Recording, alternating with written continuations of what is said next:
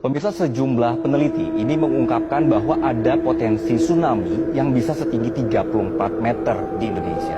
Ini berarti prediksi ketinggian tsunami melebihi tsunami Aceh.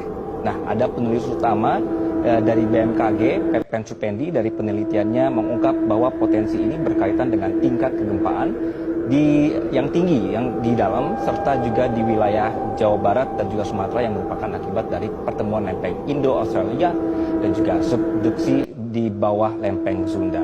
Nah, ini ada datanya di sebelah saya ini. Jadi ini ada temuan ya, pemirsa. Jadi ini benar-benar nyata, jadi bukan ada hasil rekayasa. Jadi mereka sudah berkumpul dalam penelitian ini. Terdapat sejumlah ahli kegempaan dalam negeri, ada Dwi Kora Karnawati, kemudian juga ada dari Tato Yati Mantoro, dan juga Daryono dari BMKG, dari BRIN juga ada, termasuk dari University of Cambridge juga ikutan di sini, termasuk dari BNPB.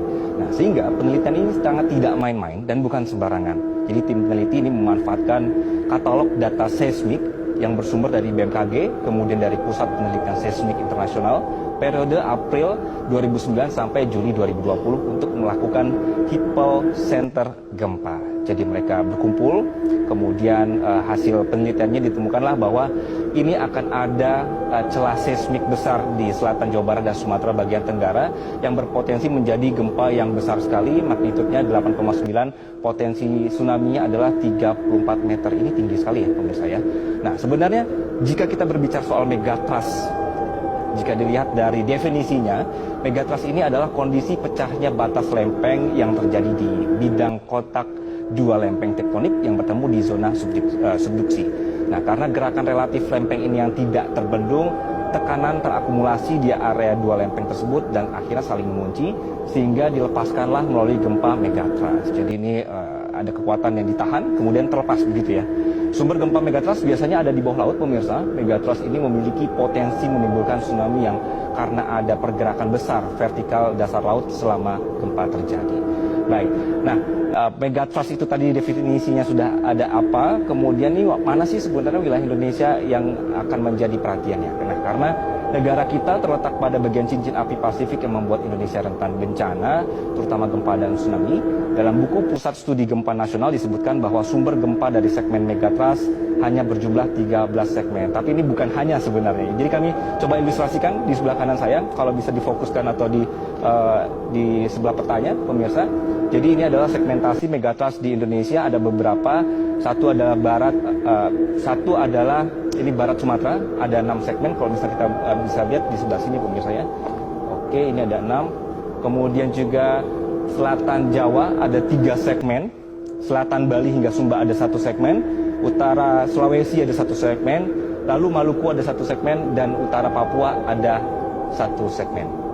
Ini adalah yang sudah dipetakan. Nah, kemudian yang berwarna oranye yang Anda saksikan ini adalah ilustrasi misalnya keberadaan subduksi lempeng Indo-Australia yang menujam ke bawah lempeng Eurasia.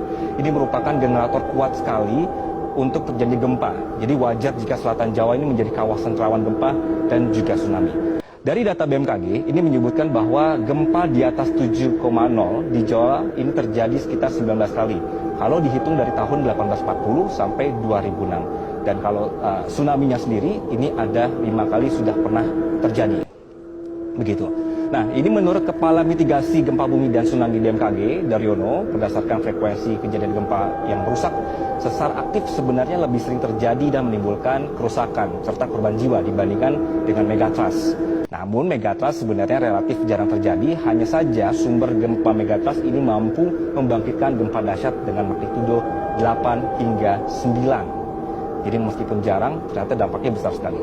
Sementara sumber gempa sesar aktif rata-rata hanya mampu memicu gempa paling tinggi 7,5. Yang membuat beda, gempa sesar aktif yang lebih sering terjadi banyak berpusat di daratan, dekat perkotaan, kemudian bahkan tempat tinggal kita sendiri, pemirsa. Begitu. Oke, jadi ini adalah potensi skenario terburuk ya pemirsa. Jadi bukan prediksi yang akan terjadi dalam waktu dekat. Sehingga kapan terjadinya ini tidak ada satu orang pun sebenarnya yang tahu. Untuk itu dalam kondisi tidak pasti kapan terjadi ini, kita semua harus melakukan upaya mitigasi. Dan penelitian ini sebenarnya bukan untuk membuat kita takut atau membuat kita panik. Sudah cukup banyak sebenarnya peristiwa bencana ini di masa lalu. Jadi kita perlu untuk terus mempelajarinya untuk meminimalisir dampak dari megatrust itu sendiri. Sekali lagi karena kita tinggal di negara yang alamnya subur namun juga rentan bencana, pemirsa, sudah pasti bencana ini akan terjadi. Tinggal kita yang harus beradaptasi. Jadi oleh karena itu, orang-orang yang meneliti peristiwa ini juga orang-orang yang sangat paham di bidangnya, sehingga kajian-kajian seperti ini diperlukan untuk memberikan rekomendasi ke kita, ke pemerintah, soal apa yang harus kita lakukan ke depannya, begitu. Nah, itulah kenapa setiap ada kajian seputar bencana, ujung-ujungnya sudah pasti akan membahas mitigasi bencana. Nah, sudah siap belum seandainya ini amit-amit begitu ya, seandainya terjadi potensi tsunami 34 meter ini. Nah, gunanya penelitian ini juga membuat kita punya rencana penanganan bencana. Namun apakah dari pemerintah juga siap, kemudian juga bagaimana dengan pemerintah di daerah, apakah sudah satu frekuensi soal penanganan bencana.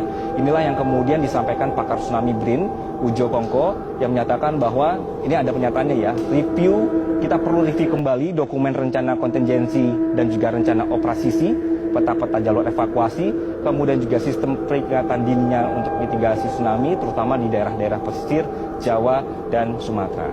Nah, jika kondisinya saat ini sudah ada permukiman manusia di daerah pesisir, bagaimana kemudian kita mengatur tata ruang dan pergerakan saat tanda-tanda tsunami muncul? Inilah butuh fokus pemikiran juga untuk kita menjadi sigap terhadap bencana, begitu.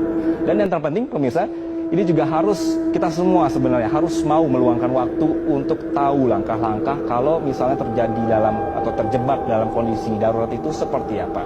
Kita tetap berdoa bahwa tidak ada peristiwa mengerikan yang akan terjadi, sekaligus tidak lupa berusaha untuk bisa beradaptasi memahami alam. Sampai bertemu di Metropedia selanjutnya bersama saya, Giasi.